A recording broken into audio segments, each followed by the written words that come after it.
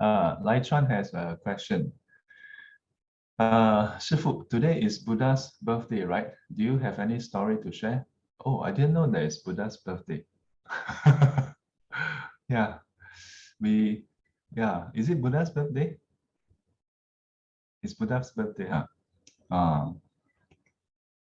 So I grew up thinking that Vesak Day, because Vesak Day we celebrate all 3 days, right? His birthday, his enlightenment, and his passing of Parinibbana. So all the while I thought, when I was much younger, all the while I thought that like Vesak Day is the day, somehow he's very special. Born on the same day and then enlightenment on the same day, and then enter Parinibbana on the same day. I grew up thinking that, Then later on, especially after I come back from US. Yeah, after I ordained and then I come back from US, then I hear people, or rather I see people posting on Facebook, oh, 佛诞, or Buddha's birthday. Then I'm like, huh?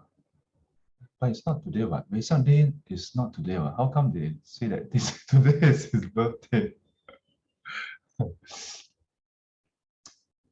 So is today's his birthday. How do we know that today is his birthday? How do we know? How do we know? Actually, nobody know. How do you know?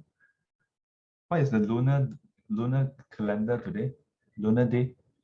初八 哈，5月初八 ，is it? 4月 4月初八 I don't really look into the lunar lah. Yeah. So that means Buddha wasn't born on full moon day. Oh, then was he born on a full moon day? So let me tell you something. The thing is, if you look at even Vesak Day, right, you'll find that some countries celebrate on a different full moon day.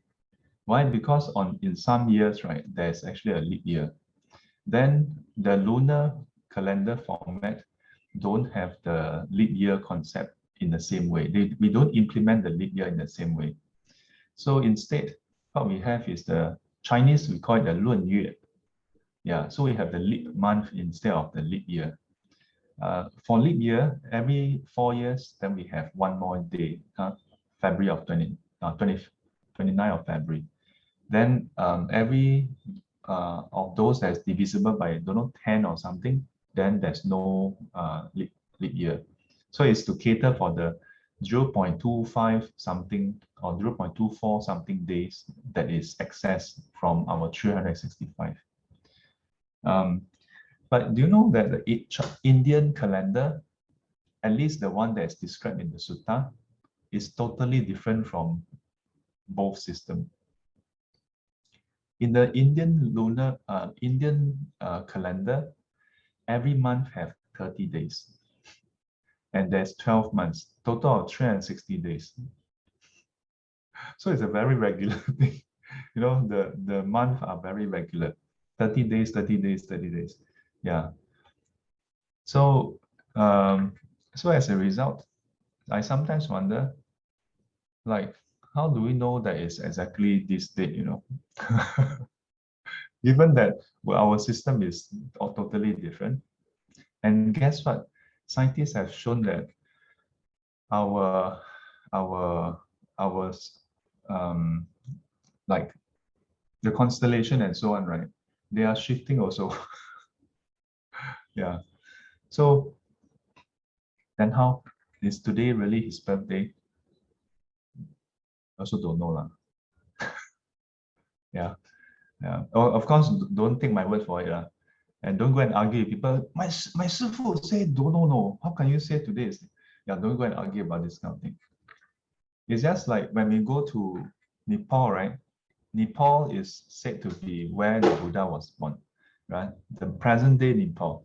In the Buddha's time, there's no Nepal. Yeah, there's no country called Nepal. And then he was born in the Lumbini Park.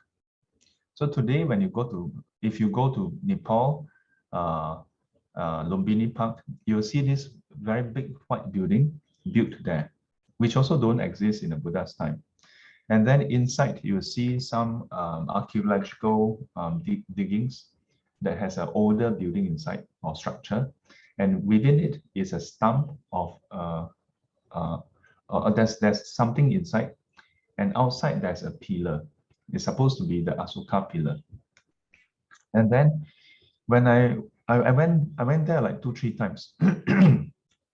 And when I went with some students, right, then they asked like, oh, they were like, wow, so Sifu, this is where the Buddha was born.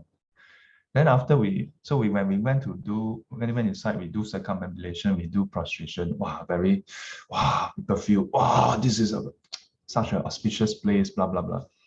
But then when they come out, then some of them happen to ask me like, so Sifu, is this the exact site? So I said, I also don't know. Huh?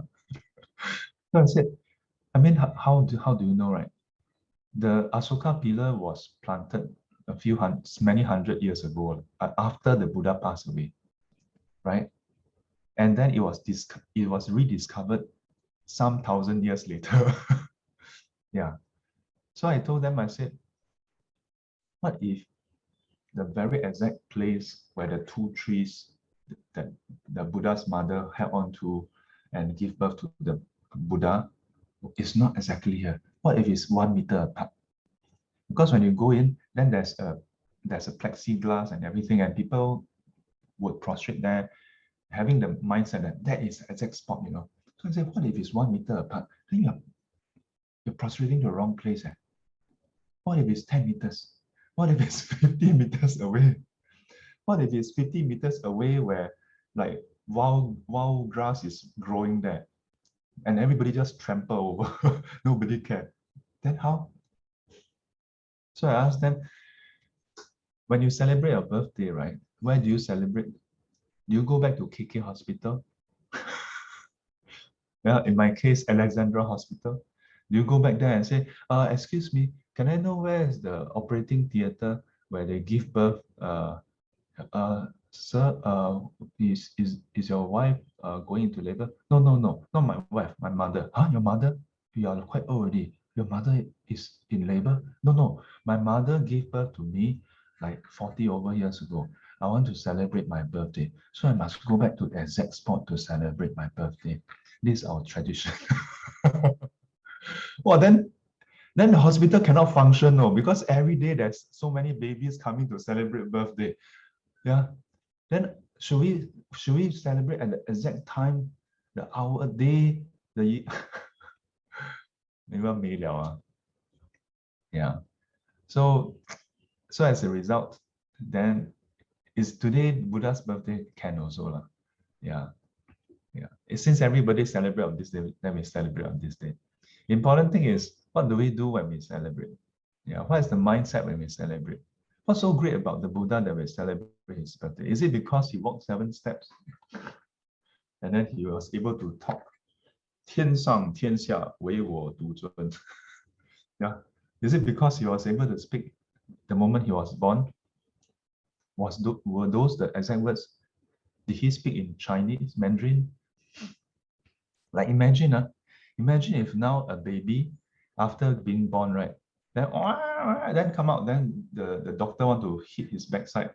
I heard they will hit the backside to trigger them to cry, and when they cry, then the lungs expand, and then the valve would change and everything else or whatever. So imagine, right, when the doctor hit the baby, right, then the baby himself cries like, can you stop it? Like, like I can breathe already. Like, come on, stop it, just stop it. Maybe stop it. Like, psst, psst, hey, doctor, stop. I think the baby would die. You know why? The doctor would be in shock, release the baby, and the baby fall down. Like, the baby come up. Hey, can become more careful now. I tell you, the baby will become an internet baby. Yeah. There'll be video clips of the baby talking, then like everybody will be crazy about the baby, you know. Yeah. But like anything, the baby will be forgotten after a few months, after a few years.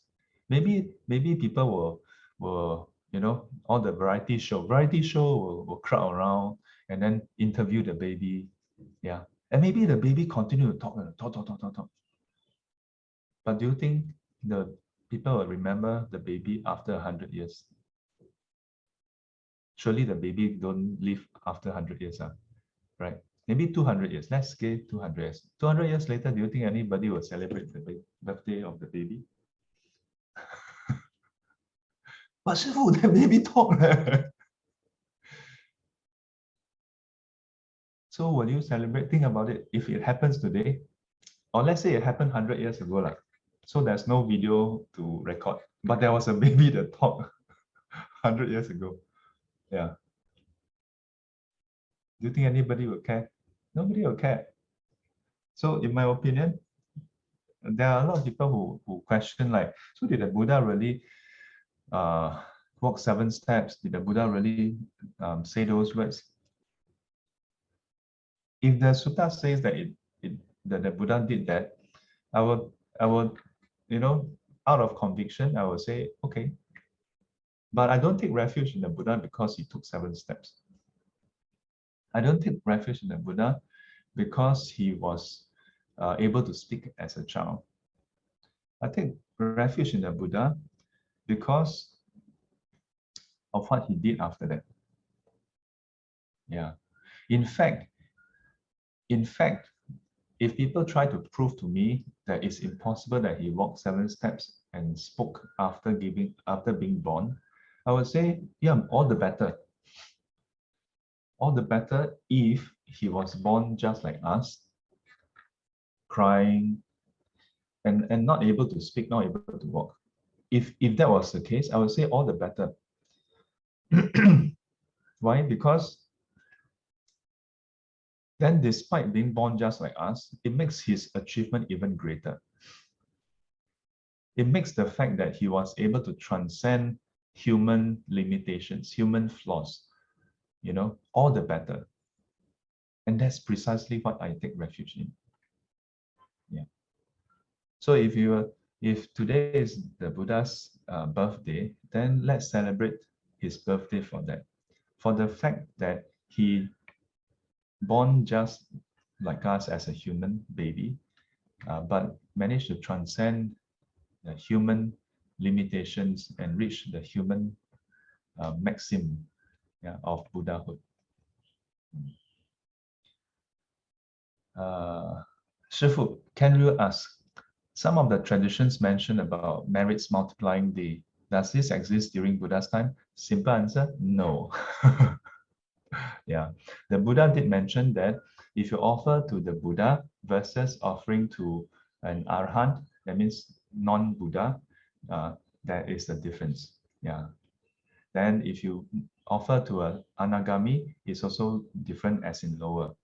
Yeah. And so he goes down all the way down to, even if you were to pour away the alms bowl washing water, and with a thought, may whatever being who can benefit from this water consume it. Yeah, and you pour the water away, you also gain merit. Yeah. Bye, Venice. Yeah. So the one sutta I know of that the Buddha mentioned about different different amount of results would be in terms of the recipient. But he never mentioned any particular day where it's multiplying. Yeah. But I know that over the years, there has been so many people posting. Last time was through the email, and then now on social media, people will post and say that, oh, on this special day, if you do whatever merits, it is multiplied by 100,000 times, 10 million times, and things like that. I cannot find any scriptural basis. In case if you all find any legit scriptural basis, sutra reference, let me know, or I will be happy to stand corrected. I like to think that sometimes this is this is perhaps really believed by people who spread this. But all this must start from somewhere, ma. Yeah. And maybe some teacher may have commented saying that, on this auspicious day where the Buddha is born, we should put in more effort to practice, to cultivate. Yeah. And if you were to practice with a mindset full of devotion towards the Buddha and reflect on his awakening, then your merits will be many timefold. Yeah, maybe it was said in that context that if you have that means it's about your mindset. Yeah, that out of devotion towards the Buddha on his birthday, then because of the intensity, then it's many like then eventually it gets spread until become just this day itself is special. Yeah. The same thing goes for the Buddha. I don't recall the Buddha ever saying anything like, oh, this is a special place. You come and meditate here. Wow, confirm. Wow, you meditate here 1 hour. It's like meditating elsewhere 100,000 times. The Buddha, place and time, the Buddha never, at least I never encountered the sutra. Okay. So in case if any of you encounter a sutra, hey, Sifu, in this sutra, the Buddha said, oh, this is a special place. If you meditate here, you attain enlightenment faster. The Buddha never say that. Yeah. Another angle I thought of for this is perhaps some teachers, out of compassion, try to encourage their students. Yeah. Because if you ask students to meditate every day, most people cannot. Not like you all meditate every day, right? Yeah. But for most people, you tell them that, oh, on this one special day, multiplying effect, then they put in more effort. Yeah. So maybe it's a skillful means. Yeah, but skillful means gray line sometimes. Yeah. Then the trouble is, it start off as a skillful means, yeah, as a kind intent, but then gradually by the time it spread over many hands, then it becomes falsehood. It becomes wrong view. Yeah. So I have to be careful. Wei Qing asked when we should take up or when should we take up the 8 precepts, up to individual or during certain days. You notice that okay, I don't know. When I see a request, then I just administer. Yeah, I don't know whether those students pick a special day. For me, every day is special. Yeah. Like when my last time my mom told me, there are certain days you must cut your hair. When you cut your hair on those days, wow, very good. Yeah, don't know what will be good, but very good. Uh, and then Chinese, the Tong Shu, this book. You do certain things on certain days. Wow, very good. You move house on this day. You do whatever on this day. Very good. You know that when I was going to ordain, right, I asked my teacher, so which day should I ordain? You know what he told me?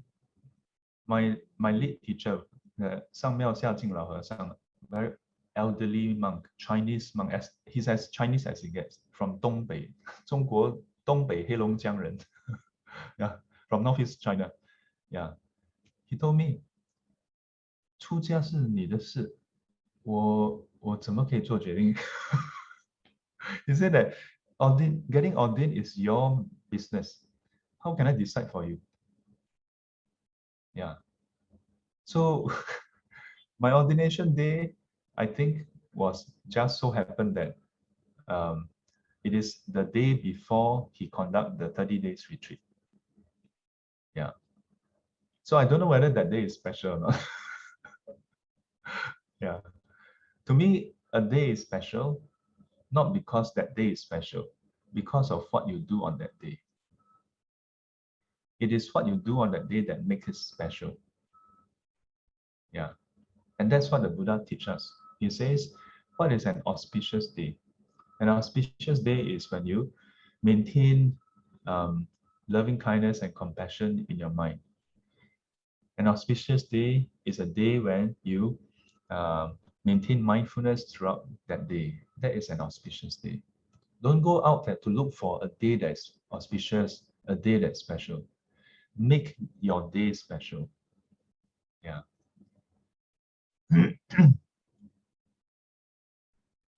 I heard that Lunar 8 April, Buddha's birthday, due to a dream from Han Dynasty Emperor. He dreamt of a saint from West, golden body.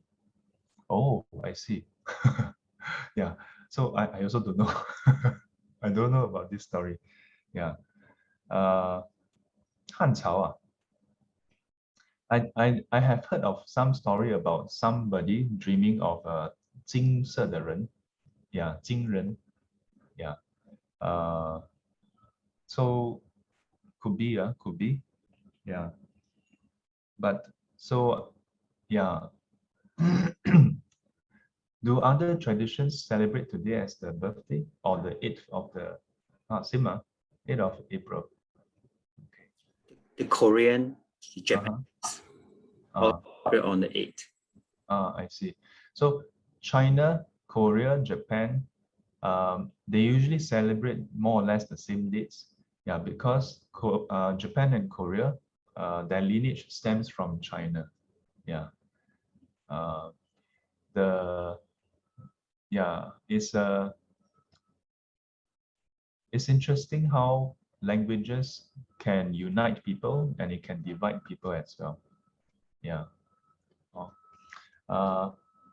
I want to again take the opportunity uh, to extend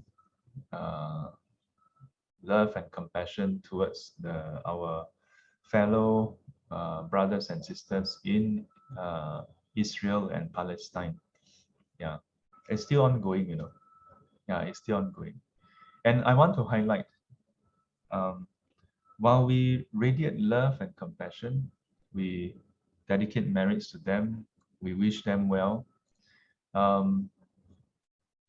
Don't try not to think of it as why are they still fighting? Because I can assure you, if we are born there, there's a high likelihood we are also thinking like, why shouldn't we fight? Yeah. But at the same time, there are usually those who are fighting, right? Those who are fighting, they are usually not the commoners. You know, we say 老百姓. Yeah, the commoners. Commoners, commoners never want to fight. Who want to fight? Fight, die lah. Yeah. They say, you know what they say about World War II? World War II is started by old men, but fought by young men. Yeah. In fact, all wars are always started by old men and then fought by young men. Sad.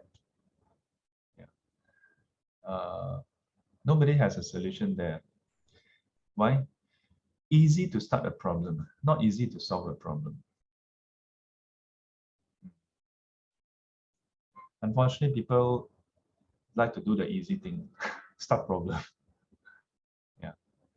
And in fact, throughout history, not just Britain, not just the Romes, every country, when they have power, they try to maintain their power and they use whatever it takes to maintain that power, including what is known as divide and conquer. Yeah. The old British Empire has done that over the past few centuries. Yeah.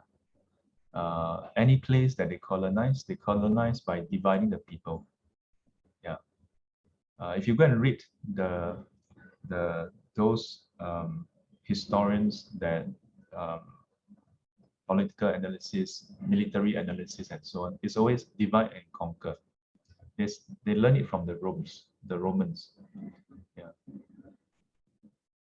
To colonize a place, they divide the people, and then they would choose the weakest tribe to be the administrator. Yeah, it's a very heinous approach. But don't take my word for it. And I'm not going into critique of politics, but this is just a historical fact. They would choose the weakest tribe to be the administrator. Yeah. And the aim of this is because the weakest tribe won't get the support of all the bigger tribes. Yeah. But because they have the backing of the colonial government, so the local people, because although they are weak and some are strong, they are all locals. But by doing this, the locals will never work together. Then they can always be the big brother to come in, Aya, don't fight, huh? You all don't fight. Aya, why you all always fight? Why always fight? Because you create this situation, that's why we always fight. it's it's very dirty. It's very dirty. Some of you have seen on Facebook how in the 2 years ago, I was quite open about my comments, yeah, about the Hong Kong situation. And it's because Hong Kong is another example. Singapore, Malaysia is the same thing. You look at all the past British colony, including India, before they leave, they will split you up, let you fight. So you will never have peace. Then they have a chance to come in to say, come, I help you. Horrible. I don't say that all British people are bad. Majority of the Brits are just like us. But all it takes is the ruler to have that kind of then you 天下大乱. Yeah. I remember many years back when I visited China. Around that time, there was a lot of media, press, and this talk about China people coming to Singapore, take our job, take our house, take our husband, take our son. Yeah. So there's a lot of like. But when I visited China, I remember there was one day I was in the fast food restaurant with a student, waiting for the immigration to process my papers. And then I can't help but overhear their conversation, okay? It's not that I go keep what are they talking about? But because, if you go to any restaurant, you can hear people talking. And guess what? You know what I heard them talking about? Their conversation is no different from if you go to Shenton Way, if you go to any food court during lunch time, during the business hours. People are talking about work.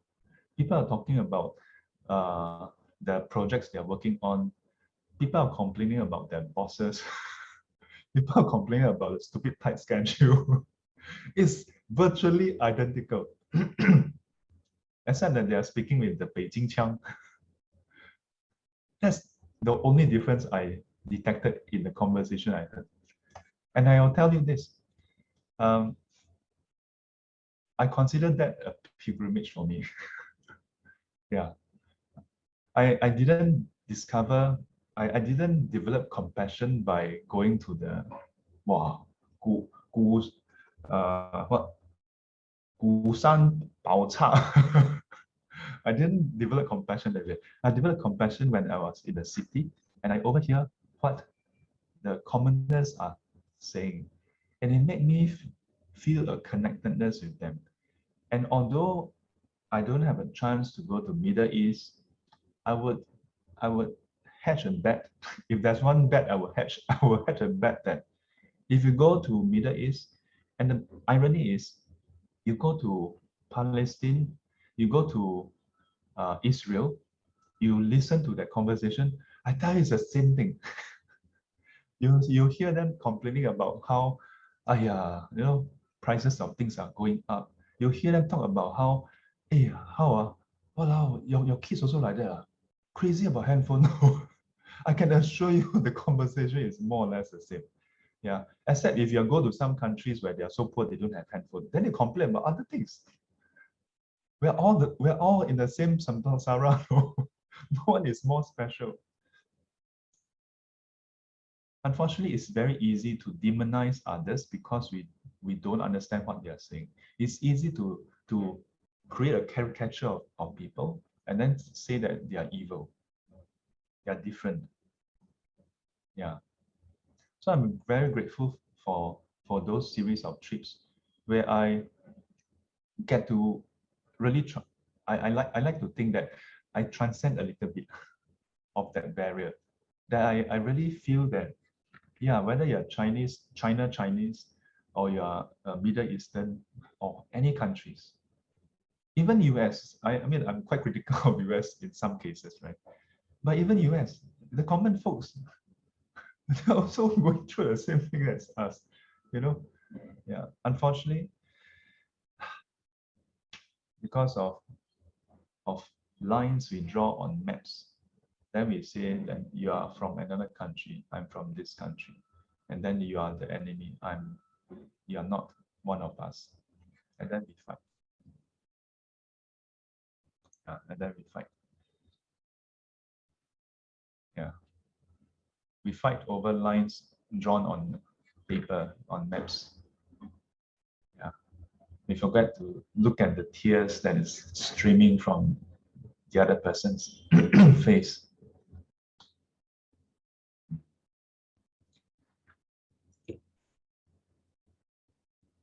I have no immediate solution for all the problems in the world. But I think if we start from ourselves, yeah, if we start from ourselves and try our best day by day to plant the seeds of wholesomeness, of kindness, of compassion, of wisdom, then perhaps starting with ourselves, the world will change. So on this Buddha's birthday, have a quite quiet day ahead.